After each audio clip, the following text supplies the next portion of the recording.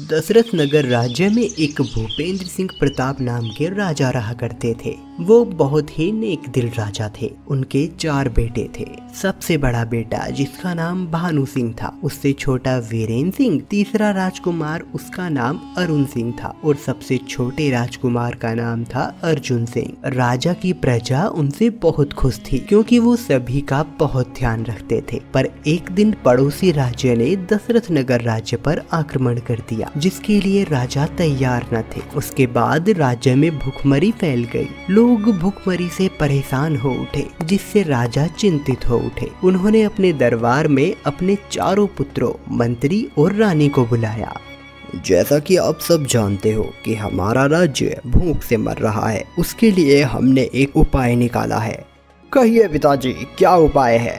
हमें हमारे बुजुर्गों ने बताया, जब कभी राज्य पर मुश्किल घड़ी आए, यहाँ से दूर चमनपुर के सुनसान जंगल से होते हुए एक रास्ता जाता है। वहाँ एक खुफिया जगह पर हमारे बड़े बुजुर्गों ने कुछ धन छुपाया है जो बहुत ही कीमती है। ये बात हमने अपने दादाजी से सुनी थी कि जब राज्य पर कोई संकट आएगा तब वो धन लाया जा सकता है। तो मेरे 4 पुत्रों में से एक पुत्र को वो धन लाना होगा। जो ऐसा करने में कामयाब हुआ, उसे इस गद्दी का राजा बना दिया जाएगा।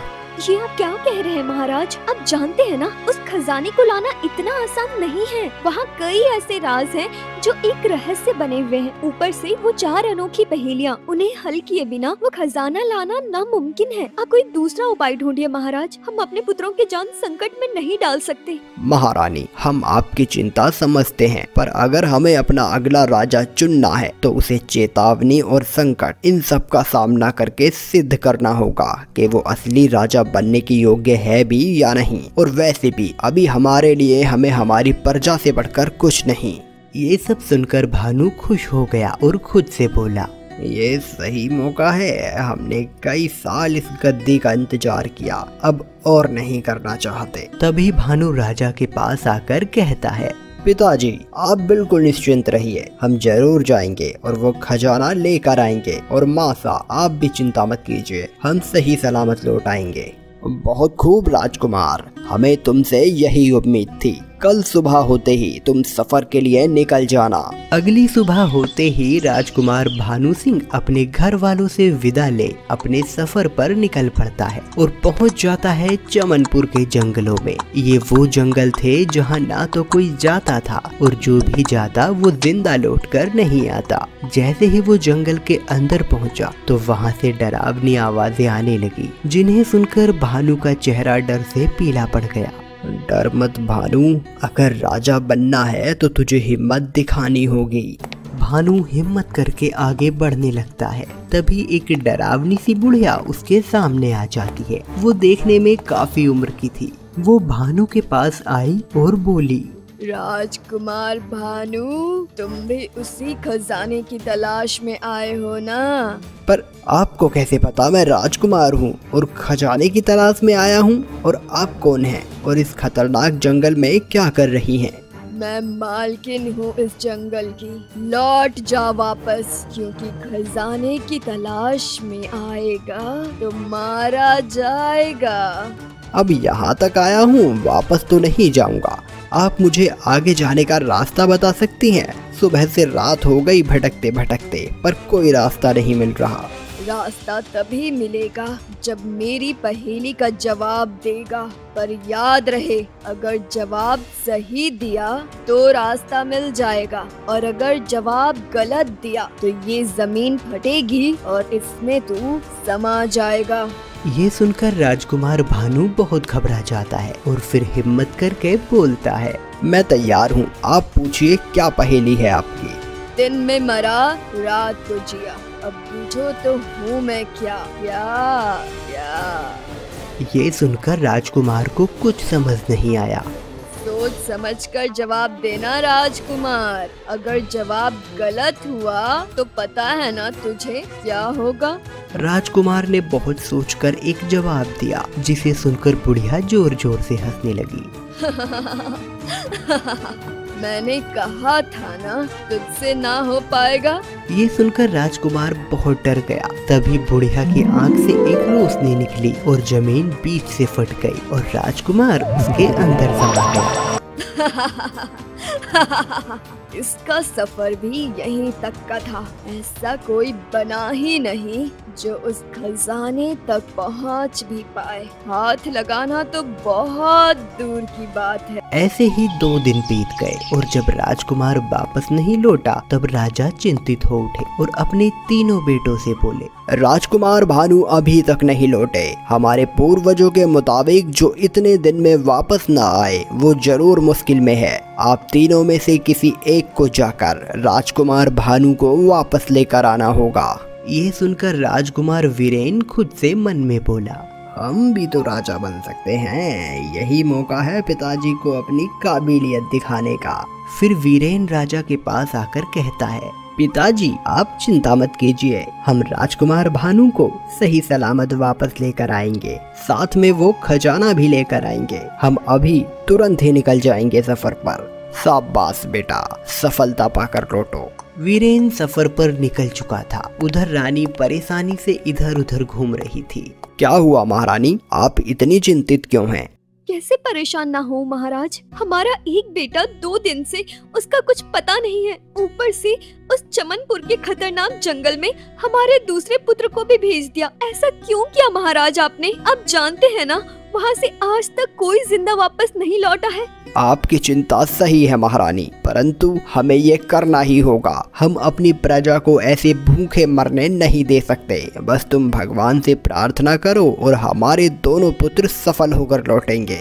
उधर राजकुमार वीरेन भी उस जंगल में भटक चुका था और भटकते भटकते भूख प्यास से बेहाल उस बुढ़िया के पास पहुंच गया।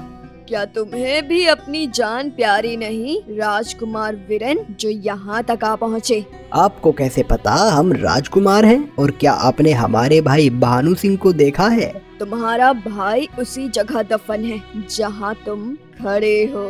अगर तुम चाहते हो कि तुम्हारा ये हाल ना हो तो वापस लौट जाओ। ये सुनकर राजकुमार वीरेन डर से सहम गया और खुद से बोला, क्या हम लौट जाएं? यहाँ तक आकर खाली हाथ भी तो नहीं लौट सकते। हमें राजा बनना है, हमें आगे बढ़ना ही होगा, हमें हिम्मत करनी होगी। मैं वापस नहीं जाऊंगा माँ जी। आप बताएं मुझे क्या करना होगा अपने भाई को ठीक करने और उस खजाने तक पहुँचने के लिए? तेरे भाई जैसे यहाँ हजारों लोगों की जिंदा कब्र बन चुकी है। अब तेरा भाई और ये बाकी सब लोग तभी ठीक हो पाएंगे जब तू उस खजाने को हासिल कर लेगा, उससे पहले नहीं। तो उस खजाने तक पहुँचने का रास्ता बताएं। इसके लिए तुम्हें मेरी एक पहेली का सही जवाब देना होगा। अगर नहीं दे पाए तो तुम भी तुम्हारे भाई की तरह इसी जमीन में समा कर एक कब्र में तब्दील हो जाओगे। आप अपनी पहेली पूछिए, मैं तैयार हूँ। जितनी बढ़ती उतनी कम, ऐसा होता क्या? बोलो तुम। ये सुनकर वीरेन का दिमाग उलझ जाता है। जितनी बढ़ती उतनी कम, ऐसा क्या होता है भला? बहुत सोचने पर वीरेन एक जवाब देता है, पर गलत जवाब होने की वजह से वो भी एक कब्र में बंद हो जाता है। और ऐसे ही फिर 2 दिन बीत गए, पर दोनों राजकुमारों में से एक राजकुमार भी घर वापस नहीं लौटा। रानी चिंतित हो उठी थी। दोनों राजकुमारों में से एक भी राजकुमार नहीं लौटे। अब हम आपकी एक नहीं सुनेंगे महाराज। हम अपने बाकी के दोनों बेटों में से किसी को नहीं भेजेंगे। आपकी चिंता सही है महारानी, हमें भी बहुत चिंता सता रही है। तभी सबसे छोटे राजकुमार अर्जुन वहां आ गए। उनके माथे पर चिंता की लकीर थी। क्या हुआ पुत्र, इतने परेशान क्यों दिख रहे हो? पिताजी, माँ, हम राज्य की सैर को निकले थे, पर लोगों का हाल हमसे देखा नहीं गया। वो भूख से बिलख रहे हैं, उनके सर पर छत भी नहीं है। दुख तो हमें इस बात का है कि हम राजकुमार होकर भी उनकी कोई मदद नहीं कर पाए। ये सुनकर राजा का सर झुक गया। तभी राजकुमार अर्जुन अपने पिता का हाथ पकड़कर कहते हैं, पिताजी, इस बार हमें आज्ञा दीजिए। हम वादा करते हैं आपको निराश नहीं करेंगे। हम अपने दोनों भाइयों को और उस खजाने को लेकर ही लौटेंगे। ये सुनकर राजा की आंखें हैरत से बड़ी हो गई और वो सख्त आवाज में बोले, आप केवल 17 साल के हो राजकुमार, और अभी तक ना तो आपकी शिक्षा पूरी हुई है, ना ही आपने लड़ना सीखा है।